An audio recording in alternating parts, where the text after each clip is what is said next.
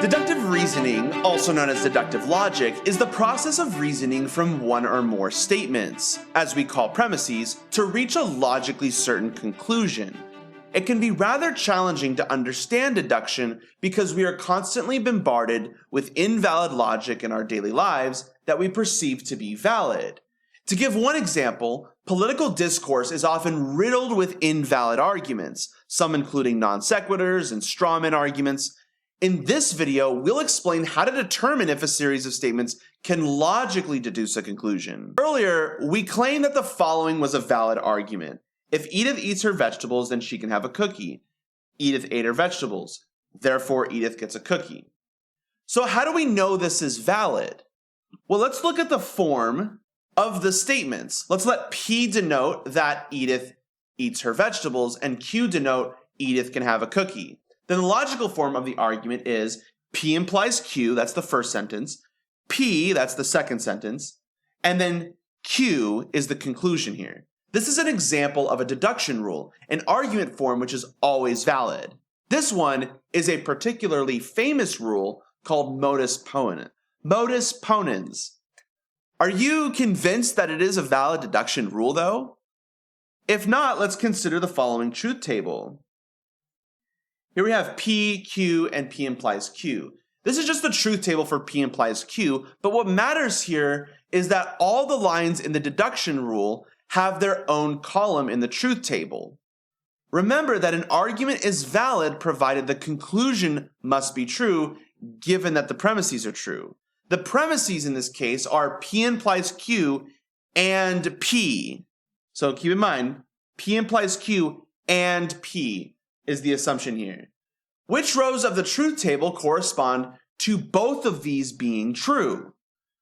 Well, I noticed that looks like this first row here, and that's it. So P is true in the first two rows, and of those, only the first row has P implies true as well. And lo and behold, in this one case, Q is also true. So if P implies Q and P are both true, we see that Q must be true as well. Let's do another example. Let's do one more example here. Let's decide whether P implies R, Q implies R actually implies that P or Q is true. Let's see if this is a valid deduction rule. Well, let's actually make a truth table containing all four of these statements. And yeah, let's do that right now, actually. So let's start with, I need a lot of room here. P, Q, and R. These are the possibilities. We can have all of them true.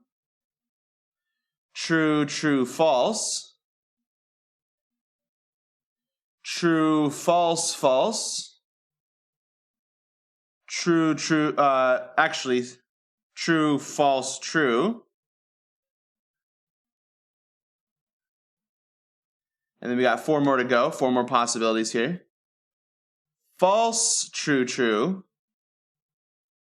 False, true, false. False, false, true. And one more, false, false, false. Now let's take a look at each of these statements here. First, let's do P implies R.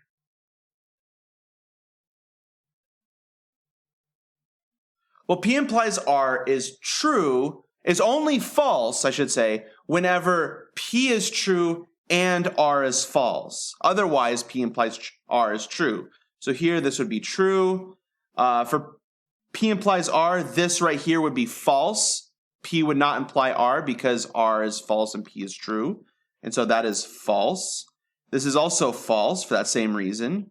True, true. Even though P is false, the only time P implies R is false is if P is true and R is false. So that's true as well, that's true as well, and that's true as well. Okay, let's take a look at the next portion of the statement, which is Q implies R.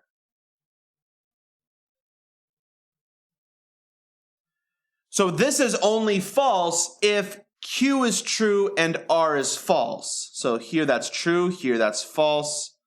This is true, true, true, false. And then I'm going to need a little bit more room here. Let's see here. We're looking at Q and R, so that's false, true and true. One more statement that we have to put on this here. Now, we already have R. We already have a column for R, so we already know what that looks like. Let's look at P or Q.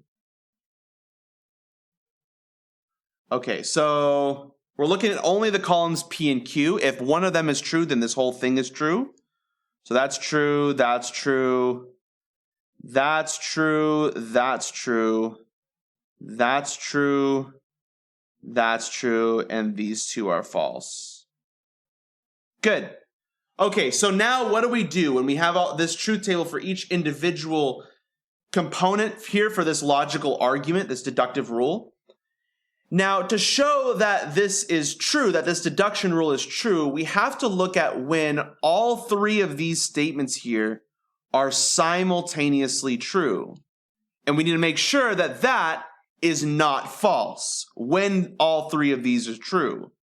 So otherwise, we don't care. Otherwise, this rule works. If any of those are false, any of these three statements here are false, then the implication is true.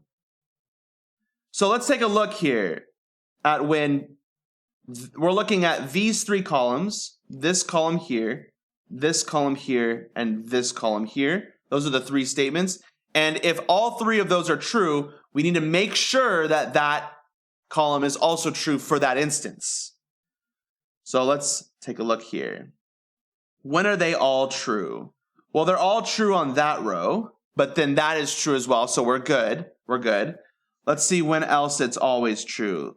Here it's always true. So in this instance, we see that P or Q is true in that case as well. Let's see if there are any more instances where they're all true. Here they're all true as well. And we already did that one. And we look to see that, in fact, P or Q is true in that instance. And then right here, they're all true. However, we have right there an instance where P or Q is false. And so that right there is everything we need to show that this is not a valid deduction rule. So there is an instance when R is true, P implies R is true, Q implies R is true, but the conclusion P or Q is false. And that's specifically when P is false, Q is false, and R is true. That completely ruins this entire logic here. Anyways, thanks everyone, and I'll see you in the next lecture.